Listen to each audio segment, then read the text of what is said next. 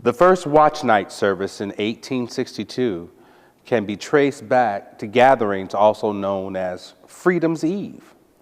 On that night, black slaves and freed blacks came together in churches and in private homes all across the nation, awaiting for January 1st, 1863 to become a reality, because it was on that day that they would indeed receive their freedom. The Emancipation Proclamation would become law. My name is Dennis Oglesby, and we're discussing Freedom's Eve, or more importantly, what we know as the first watch night service.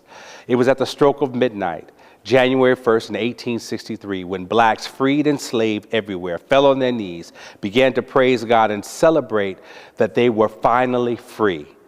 And blacks everywhere, after a century later, still gather in churches and in homes to anticipate and remember what God has done and to anticipate what God will do in the coming new year. Services usually start somewhere around 7 or 9 o'clock, and they end just after 12. But people spend the time thanking God for how God has kept them and how God has brought them to another year. They remember with glad hearts what God has done, and they anticipate with loving hearts what God will do in the new year.